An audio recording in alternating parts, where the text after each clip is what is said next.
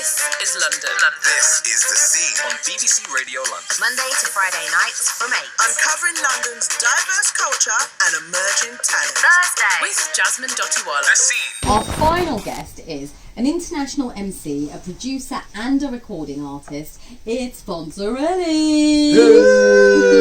Wow, got a little fanfare in the studio. Yeah, hi Mum. Hey Fontzerelli. So listen, before we get into the chat with you, we always ask everybody Yeah.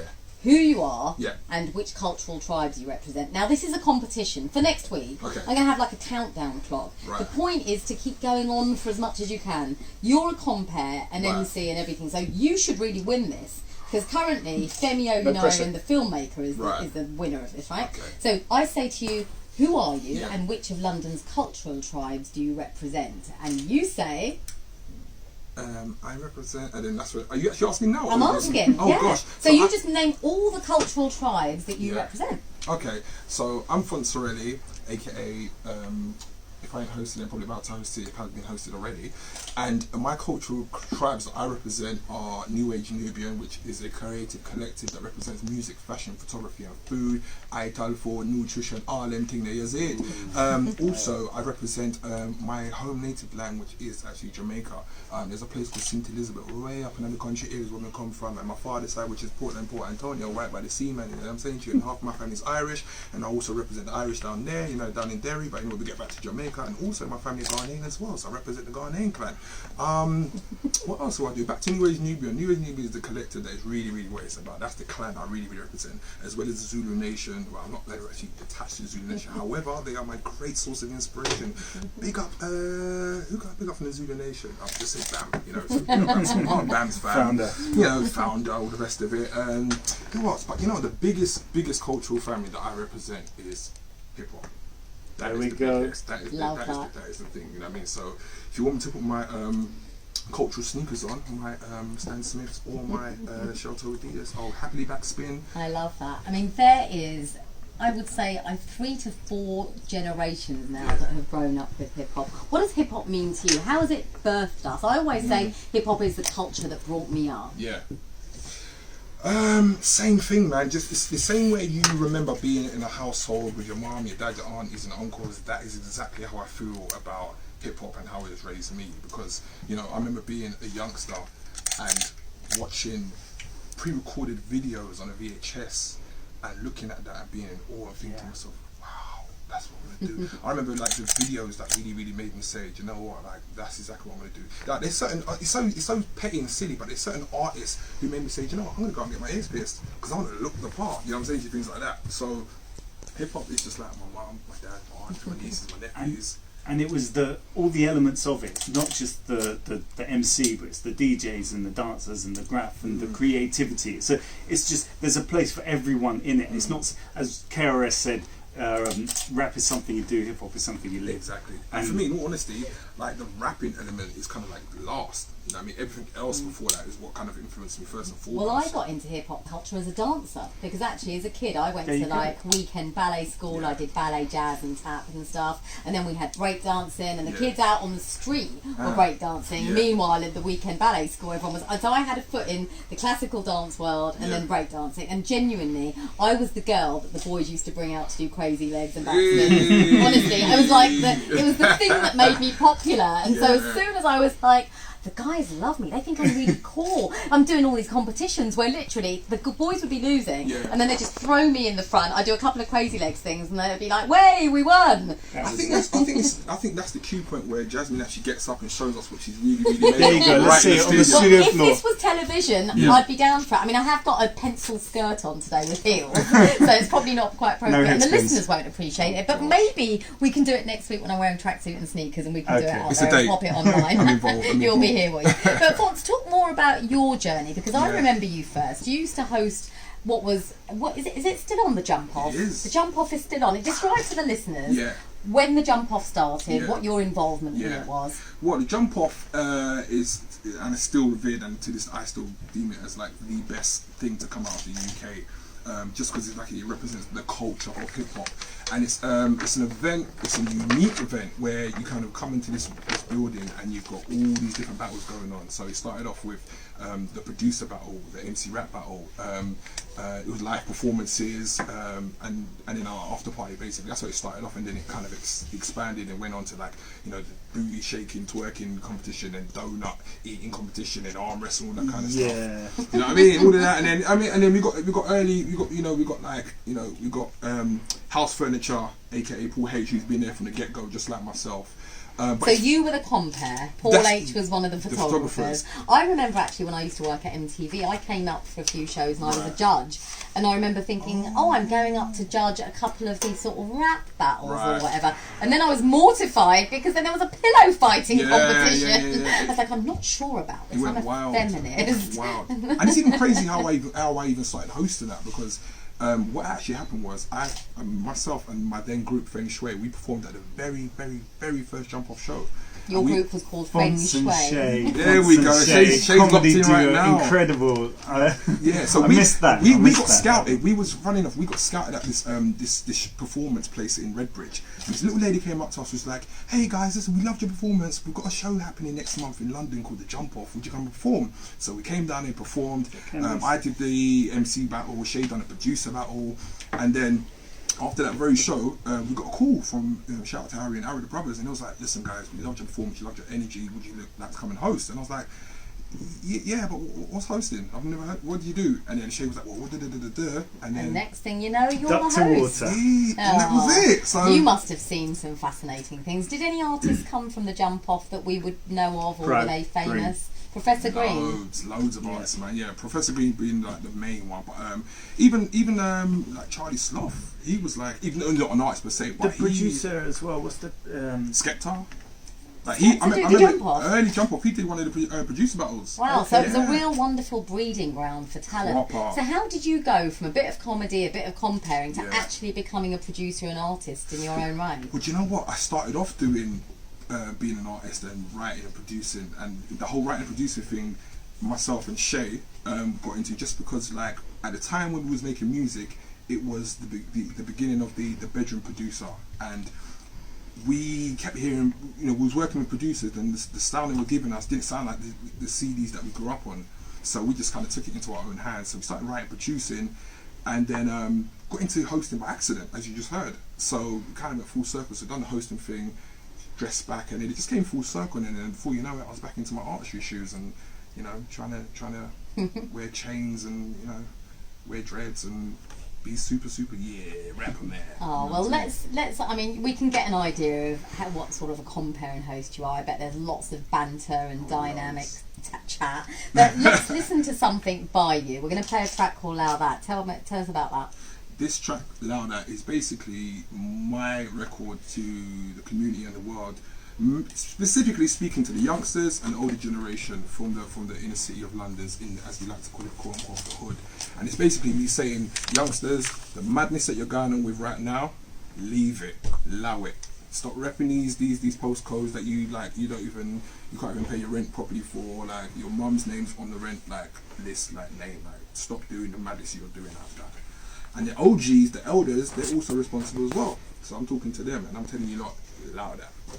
Radio London, we're on the scene. We're still here with Paul H, hip hop's most renowned photographer. We're here with Fontzerelli, MC, international artist, producer. We're just going to chat. Guys. So I wanted to ask, Fontzerelli, when you were comparing at the Jump Off, which is a legendary UK event that still goes on, I mean, do they still have things like the twerking competition and the pillow fights, as well as things like rapping and donut eating competitions? Well, so the pillow fighting thing, that's out the window. Is it because it was too sexist? Because there was never men pillow fighting; it was always women. Yeah, they had men arm wrestling. Yeah, I think it was mad, but how very sexist! Men arm wrestling and women pillow fighting. Not cool, and definitely not about the me era movement, right? Yeah, but to be honest, the main kind of event where the place really came alive was when it came to the twerking section. like people on the top like were throwing money down and like yo, like people travel from far and wide. See, I'm rolling my eyes. That's The my least listeners favourite part of the can't show, see. to be fair. I So shouldn't be there's saying women that, but- shaking their booties, Yeah. twerking, and people are throwing money at them. So seriously, But to be isn't- fair, go there on. was a certain big dog DJ used to do the same on his stages as well. Yeah, I'm not saying it's a good idea. All I'm saying is, I mean, the thing is, Yeah.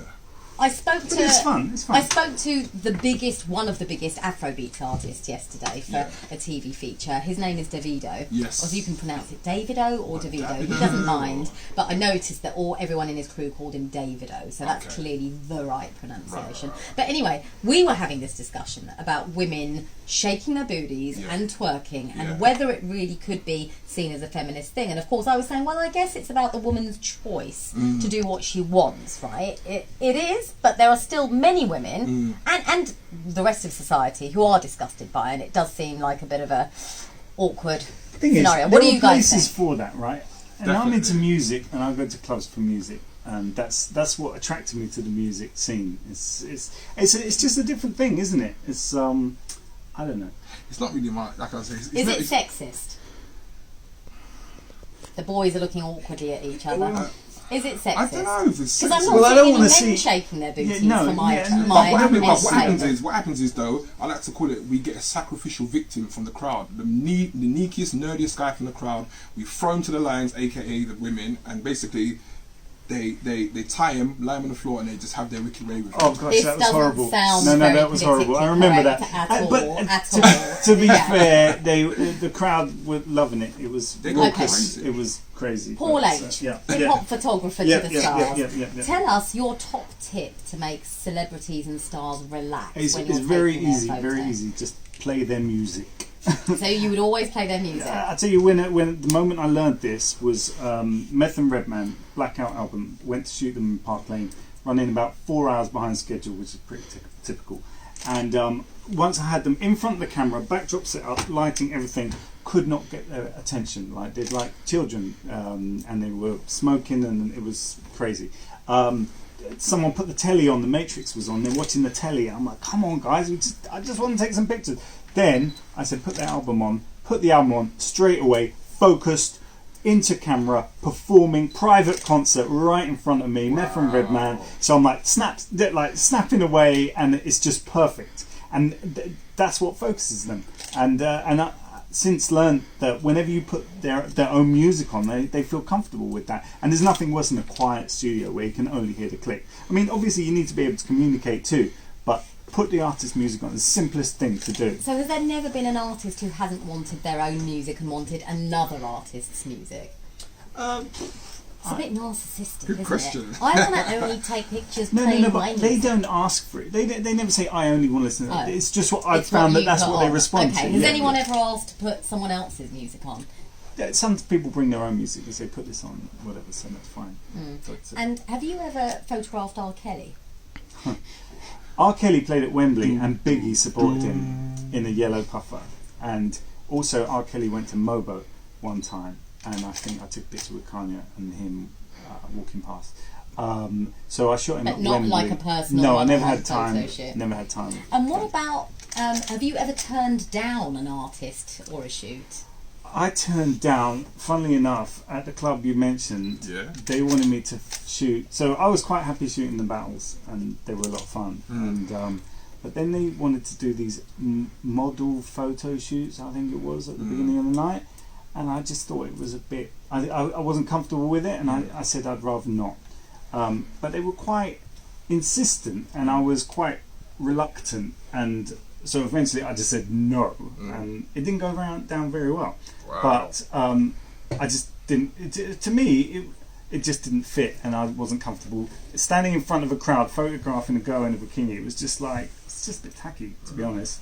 Love that. Some yeah. moral values coming to the There fore we go. finally. So, Fonz, Yes. I wanted to ask you, you have a song coming out. I do. Tell us about it and when's it coming out? What's it called? So the song that's about to be released by me is called Sally. It comes out on Valentine's Day, and Sally is basically a flip reverse of what you regularly hear in rap records, hip hop records, which is, you know, hey girl, ratchet, shit that, boop, and all the rest of it. Right. Now my thing is, okay, then let's flip the coin now. What about the regular woman? woman that you might see in Tesco, the regular woman that you see in a normal dance that's got like a nice shirt on and like a pencil skirt like Jasmine Dotiwala has on today. You know what I'm saying to you? What about her? She's just as much as Lauren. She's sexy, she's attractive, she's successful, she's confident, body confident, and more.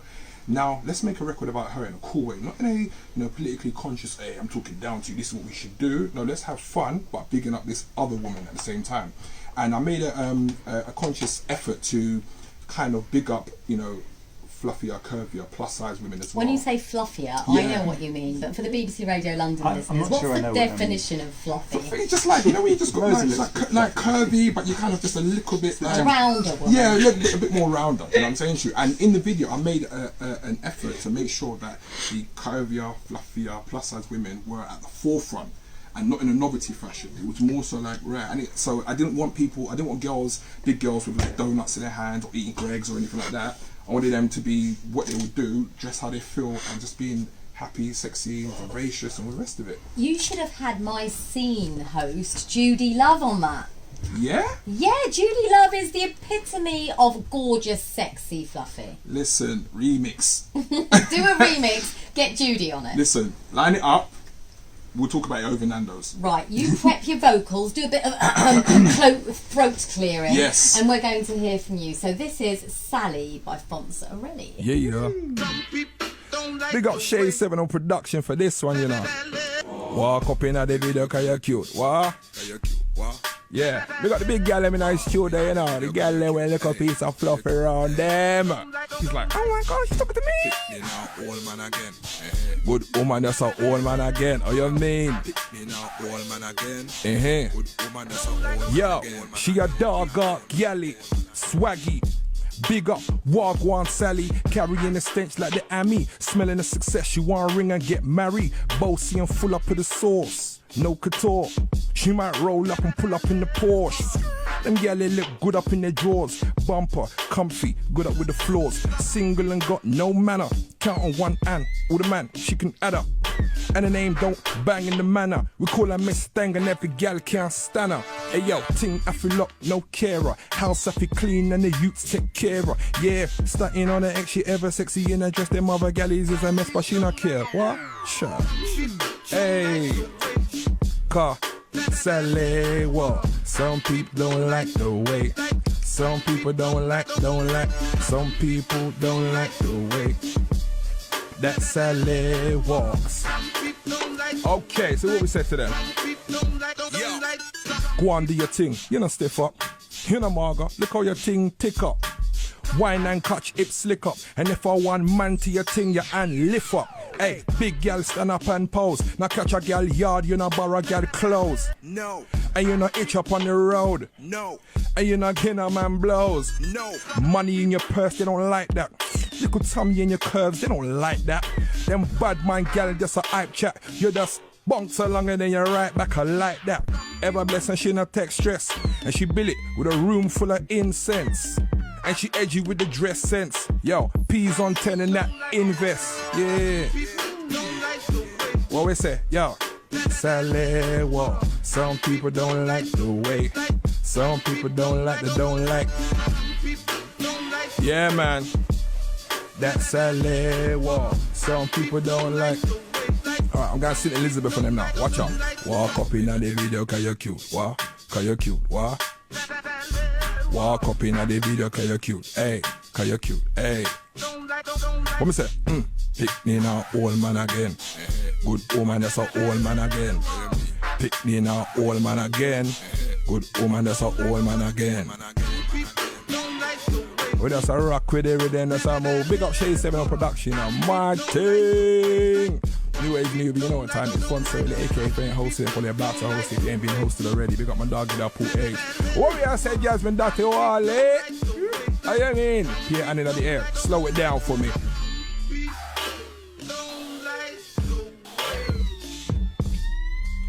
So remember we say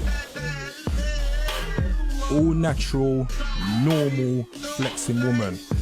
Your time is February the 14th, Valentine's Day. We salute you, we champion you, we big you up at the forefront. No laughing, no joking, beer love. Where the Sally's at? We got the slim woman them, we got the plus sizes, the curvy, the fluffies. size 12, 14, 16, 18. We love you all. Hey, Fontzerelli, thank you so much. And that is out on Valentine's Day. It is self-love and all of that, you know. Like some girls are, you know, wrapped up in a relationship and loved by a man. Some girls are just loving themselves. So it's all love. So what better day to put out a single than Valentine's Day? Oh, really looking forward to that. Thank you so much. That was so much fun. Thank you, Fontzerelli and Paul H, for joining me for the last hour. Thank you, Jasmine.